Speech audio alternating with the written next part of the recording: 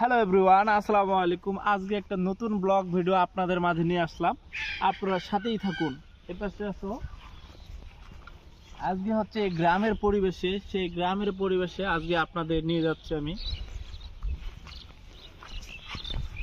আপনারা দেখতে পাচ্ছেন যে চারপাশে ধানগুলো মাটির সাথে গড়াগড়ি খাচ্ছে। সেই গড়াগড়িগুলো আপনারা দেখতে পাচ্ছেন, চারপাশে এই ধানগুলো গড়াগড়ি খাচ্ছে। সামনের দিকে আসো, আমি দেখাচ্ছি আপনাদের যে ফলনটা হয়েছে। মাশাআল্লাহ, অসাধারণ। কারণ এবারে ফলন যতটা হয়েছে বাম্পার, তার থেকে ক্ষতি অনেকটা কম বলা চলে। আল্লাহ যা করে মঙ্গলই করে। যে আপনারা দেখতে পাচ্ছেন চারপাশের পরিবেশটা, মাশাআল্লাহ অসাধারণ ধান হয়েছে।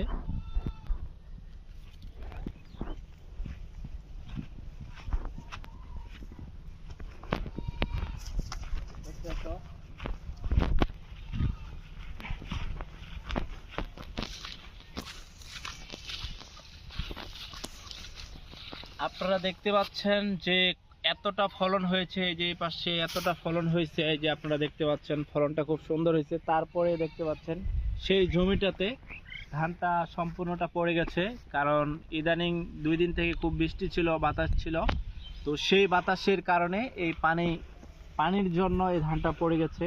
তো আপনারা দেখতে পাচ্ছেন এই অর্ধেকটা, এই যে এই পাশে অর্ধেক ধানটা খুব সুন্দর হয়েছে ফলন। তো এই ফলনটাও যেটা পড়ে গেছে, এপাশে দেখাও, যেটা পড়ে গেছে সেই ধানটা হচ্ছে খুব সুন্দর হয়েছিল। তো পড়ে যাওয়ার জন্য এটা আজকে পাতান হয়ে যাচ্ছে। তো কৃষকের যতটা মাথার ঘাম পায়ে ফেলে তারা পরিশ্রম করে এই ফলনটা আবাদ করেছিল, তো এই আবাদটা আজকে কষ্টের কারণ হয়ে দাঁড়িয়েছে। যে মানুষটা অনেকটা পরিশ্রম করে অনেকটা পরিশ্রম করে যে ফলনটা রোপণ করেছিল একটু লাভের জন্য, আজকে কিছু মানুষের হতাশায় ভুগতেছে। আপনারা দেখতে পাচ্ছেন আপনারা এই যে ধানটা দেখেন, আপনারা দেখতে পাচ্ছেন যে চারপাশে ধানটা শুধু পড়েই আছে। আপনারা দেখতে পাচ্ছেন।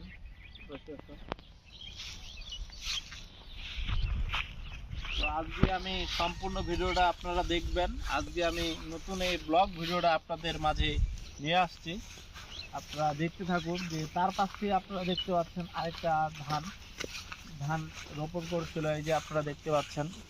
আর 2-4 দিনের মধ্যে কিন্তু এই ধানটা কৃষক ঘরে তুলতো। তো আপনারা দেখতে পাচ্ছেন 2-3 দিনের বৃষ্টির জন্য, সেই বৃষ্টির জন্য এই ধানগুলো আজকে মাটির সাথে মিশে গেছে। যে একটা কৃষক যখন কতটা পরিশ্রম করে এগুলো রোপণ করে